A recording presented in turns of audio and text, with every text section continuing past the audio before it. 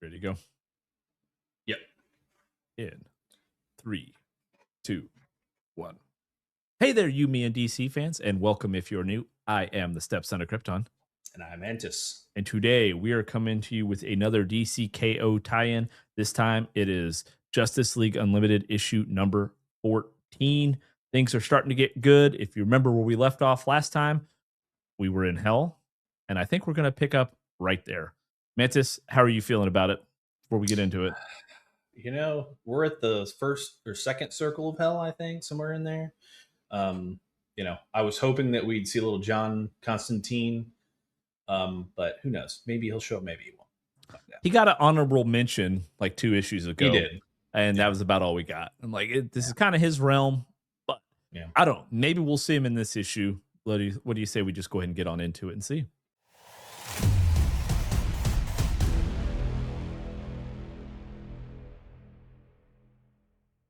All right, guys. So no big shocker. This issue, we start out in hell, right where we left off.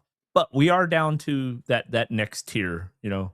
Do we call it the second circle of hell? I don't know. They didn't reference it. I don't know. At this point, it's dark.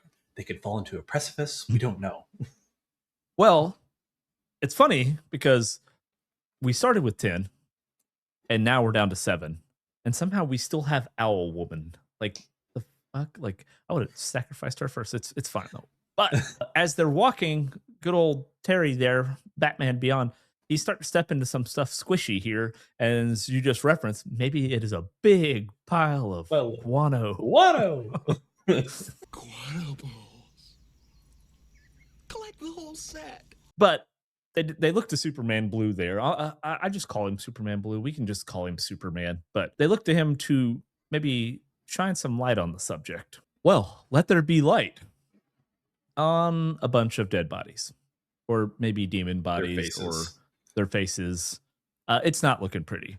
And poor Batman Beyond there, or good old Terry, he's not doing too well being down in hell. And it's kind of like we're used to seeing Batman be, the leader and be able to navigate through anything. But, Terry's not that. I mean, he's still a kid, right? That's the thing. The last issue, he was having issues with all the shit going on, right? In fact, he caused what's his name to get killed. He had to stay behind Green Lantern. Yep. Yeah, because he was kind of having a panic attack in there. And it was just, again, not used to seeing Batman kind of be that way, right? And be scared. Again, it is Batman Beyond, though, so it's a little different. But what is that taste? And more importantly, why are we tasting things in hell? Right? I know. Although it just turns out Aquaman, he's tasting moisture in the air. And it turns out there was water nearby. And in fact, an entire river. And we get this guy who's going to take us down this river. And I'm going to pronounce his name wrong if I say it. Karen. Do it?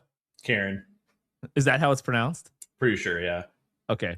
I'll have it up there on the screen there. Let me know if that's. I'm not going to pronounce it because I would not have said that, but it makes sense, right? Because that's exactly what this fucker acts like. But he is the ferryman of the underworld. But there is a price to pay, and it is a good thing that Mr. Terrific brought his bus tokens. However, doesn't seem that Karen. I'm going to go with it. It works. It works. It is. All right. Yeah, I'm trusting Mantis on this. Okay, that Karen doesn't seem too pleased with the offering. Okay. And then we randomly go back to the Watchtower, right? We got Red Tornado there. He's trying to gather what members of the Justice League are left to go down and help Kid Flash, Martian Manhunter, and Dr. Occult. Where we have... Do what? I did. So, like, you guys wouldn't have caught the first time I talked. I pronounced his name way wrong, and I actually had to cut it out and loop somebody else saying it correctly over. So I just called myself out. You would have probably known if you watched the episode. But, obviously the whole point what we're doing here is Neron is kind of supercharging these villains, the last ones on Earth, and they're stopping the evacuation. Keep in mind, like right now we're at like 94% of all of Earth has been evacuated. And also, you might like Earth is turning into apocalypse right now. And we got our team in hell. Yeah. And we got our powerhouses in the KO tournament. And now we don't got a lot left, right? Where we got the C squad. Yeah. It's interesting because it's like, why wouldn't Neron give a shit? Like, is Darkseid and him just like buddy? Like, what? Like, is there something where he's gonna let Neron like rule Apocalypse on Earth or something? Like, I just don't get the connection at this point with KO then. Well, I mean, I gotta figure like if you already have Apocalypse, right? You gotta have somebody to manage this one, right? So like you need middle management. Like, hey, like I got one planet to rule, man. I got a bunch of others to conquer. I need you to just watch over this one, right? So maybe Yeah. is there a hell on Apocalypse? Like, it's like, oh yeah, like I feel like the whole damn planet is just hell. So like, Yeah. I don't. It's like when you die, you just go right back to your job, apparently. Dimensional travel's confusing. You know? Right. But, and I say C Squad, guys. I know people will probably get mad that I said C Squad. I get like, Dr. Cole and Martian Manhunter. I don't put them on C Squad, right? They're Martian Manhunter's very powerful and stuff. But you know what I mean? Not the ones we're used to seeing kind of saving things. And we have the Quantum Quorum. They're there, and we're kind of back in time a little bit because obviously we see World Forger and things going on. I don't know what the hell's been going on with these interludes because we discussed. I was gonna say this makes no sense to me based off of what we've already seen happen in the KO tie-ins from Superman and Titans and Flash, and even in the main KO issues. They're not there anymore. Like they're not still stopping time at this. I don't know. It's very confusing. I think each like what's happening in Justice League Unlimited is in a different time. Like, I mean, all within the same relative time, but like I think it's like a little bit earlier, and so they're not lining up with one another. Even though like this is going to be the last of these. We had 4 KO events come out this week, right? And this is actually the last of them. I think it's in a different time frame. Like it's maybe a week earlier, or it's showing what's happened when the heroes went down, right? And we're getting a longer drawn out. Is the way at least I'm taking it, because the Quantum Quorum, they're still slowing down time. We've got all these other ships and hell, even buildings that, if you remember, Titan's Tower got converted into a ship to send out. So all we got left is our lunar base. But we don't have any way to get there. Like the boom tubes, transporters, nothing seems to be working. All right. And then we go right back to hell.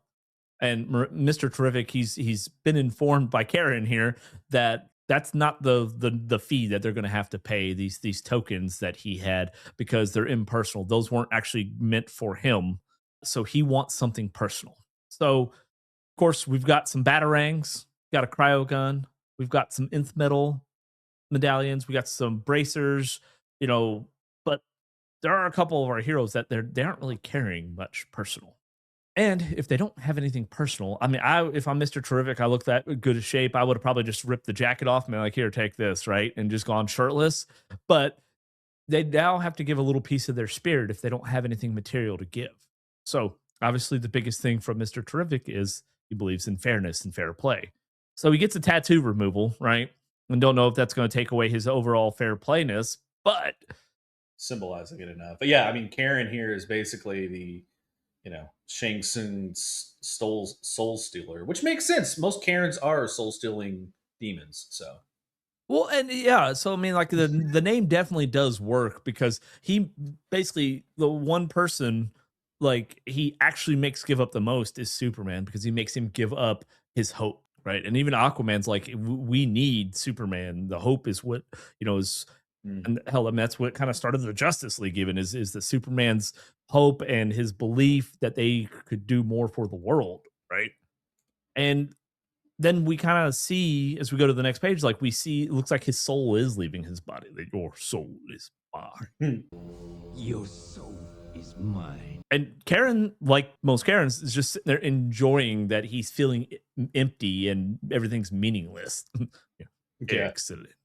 Which is a big problem, like you mentioned. In comics, it may not seem that big of a deal. It's like, oh, we've got all these weapons and powers, and who gives a crap about hope? But I mean, just in general, because I like sports, making a sports reference, hope and belief and momentum in any type of sporting event is a real thing.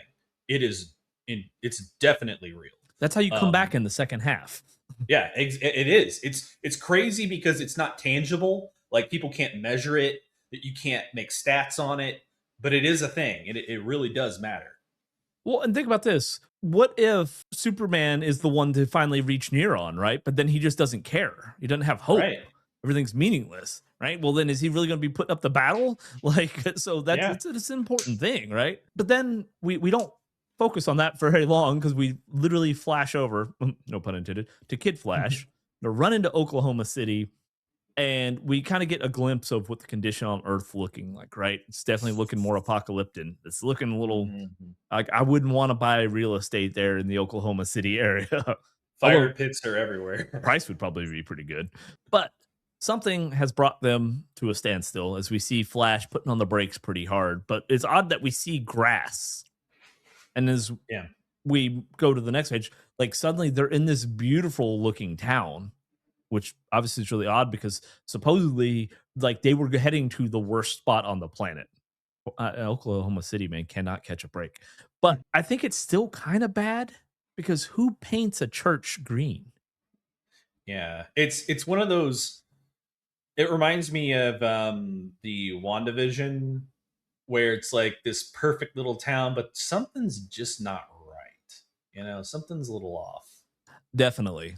And I don't know if they had a green church in that, but it is given the Mm. same feelings. So of course, you see this odd green church, you're going to go inside. Got to figure out what's going on, and we see Atomic Skull. And he's giving a sermon. He's all cloaked up, looking like he's a pastor, and he's praising their savior Neron, right? So obviously, the world's looking like it's turning into hell. I don't know why you praise him for. Well, again, if this whole town in Atomic Skull Neuron's going to be like, look, I've warded off all of the Earth's changes and apocalypse from our town, and it's due to my belief in Neron. You need to follow me, and whatever. I mean, it's you're looking across the street that's not protected, and it looks like hell out there. But They you didn't know, believe in Neuron. yeah, exactly, It's a good exactly, sales pitch, yeah. right?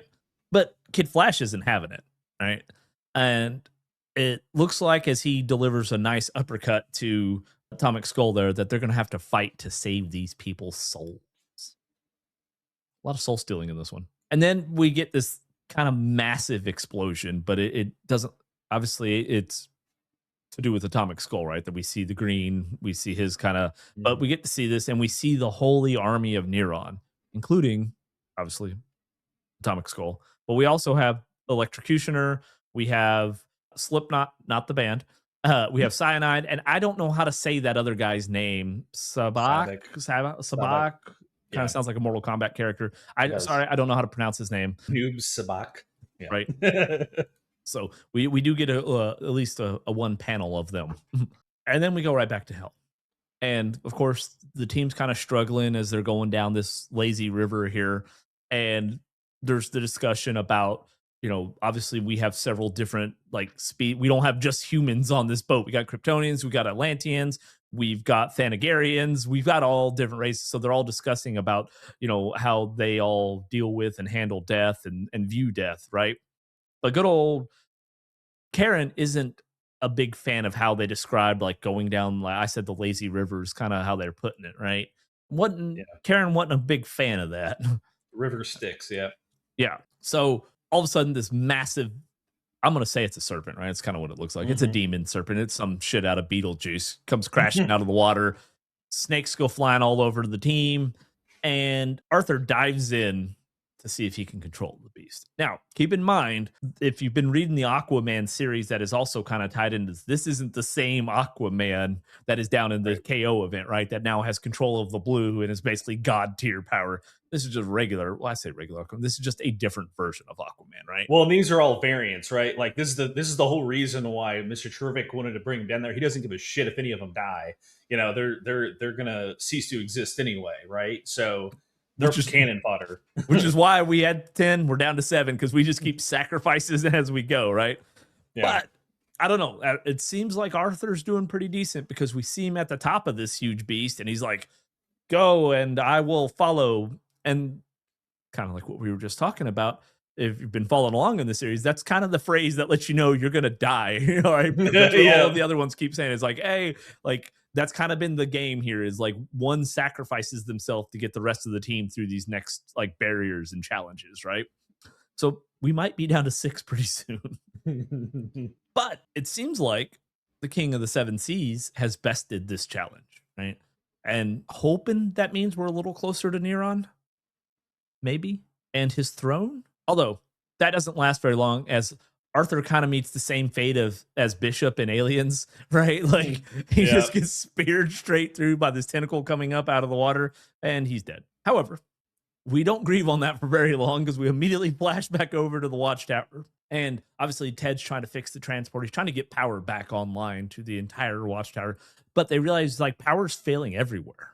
Now, keep in mind, the Watchtower's been the focal point for powering all of these different, all the transporters, everything else, all the technology they've been using to help in this evacuation. The Watchtower's been powering, but it's failing on Earth. It's failing the ships going all across the galaxy. So something else is going on here. Massive, like galaxy-wide EMP or something. Well, to be fair, the ships across the galaxy, they just ran out of fuel. Oh, of course. We didn't know about that until this very second. Yeah, that's what we do, is we bring up the fuel thing right at the very end. Surprise. Yeah. That's a thing. So clearly things are falling apart, right, for the entire league, because Ted can't get the power back up. Arthur, we see him, and I mean, they got him kind of strung up, right? He's just dead. So Cyanide's reaching out. That's why he kind of looks like that all crazy creature. Reaching out there for the Earth team and all that good stuff. So, and that's kind of where the issue ends. We were discussing this off camera here. My problem is we jump around so much in this Justice League Unlimited, right? It is so hard to focus on what's going on because we are back and forth across. We got multiple of the same character. We got multiple stories going on. It's a little hard to follow sometimes. Yeah, a lot of times for me. It's like, I wish they would just pick a lane and stick with it and then finish out that story in this particular thing. It's like in the Titans, why don't you just have the Titans deal with all the evacuation and in the stuff, and then in Unlimited in Justice League, we're down in hell trying to figure out what's powering these supervillains and stick with that, right? Like all this jumping around. What the Watchtower? This is happening. It's like go over that in Titans, right? Like I don't know. I assume it's because it's the Justice League Unlimited, so they encompass all of these other things. So they got to go and touch base with every one of these different kind of plots going on. Like we're touching what's going on with Titans. We're talking about what's going on with these guys, and it jumps around a lot. But when you're dealing with literally only 20 pages, it's a lot. Like you don't, like I said, we didn't even get to focus on Arthur's death. We didn't it's just boom, right to the next thing, boom, right to the next thing. So I've read comments on other videos and other people just reading the comics period that they struggle with the Justice League Unlimited. So, and because even with earlier with Grodd, I feel like we blew right through that, and now Grodd's over here helping us, right? Like, what can change, over the course of a comic. So we'll see where it goes. I'm excited for the KO event though too. Sometimes we need these little filler issues because obviously Neron's gonna have to play some part in this. Something's going on between him and Darkseid and Booster, even though you don't get to see that in this issue because Booster's just kind of hanging out there with all of them like everything was normal. So we will see where it goes. Mantis, kind of closing arguments. How you feeling about Unlimited here? Again, I wish they would focus strictly on the Neron storyline here, bring in John Constantine. It's right up his alley. Maybe they will. Maybe we're getting there. Maybe they'll bring him in as kind of backup once they get the boom tubes working. Again, they'll kind of maybe send a couple more people down to hell to help out with Neron. I don't know. Or maybe they'll all get teleported back out and Neron's on Earth after the sacrifice is made at this church. Like, I don't know. We'll see. We will see. And if you have the bell notifications clicked, you will get alerted when the next episodes are coming out, right? And while you're doing that, you might as well go ahead and like the video and subscribe to the channel. And that way you will get alerted. Again, we had 4 issues of KO released just this week alone, right? Now, because they're actually taking a week off, we will not get any new issues next week. We are going to be kind of breaking them up, probably doing one every other day. That way, one, it's a little difficult. We don't have the time in our lives to literally make videos every single day, guys. We were trying. We're already doing one basically every other day, but that's how we'll be releasing them. This will be the last of the 4 for this week's release. So if you have the bell notifications clicked and you're subscribed to the channel, you get alerted as those release because we cover everything for you. So we can kind of be your companion there if you have the comic, or if you don't want to go out and buy it, we cover the whole damn thing for you. So, and we try to add little tidbits and fun facts in as we can. Mantis, anything else before we wrap up? No. All right, guys. Then that is going to do it for us on this episode of You, Me, and DC. Until next time, I'll see you then. Later. Oh, man.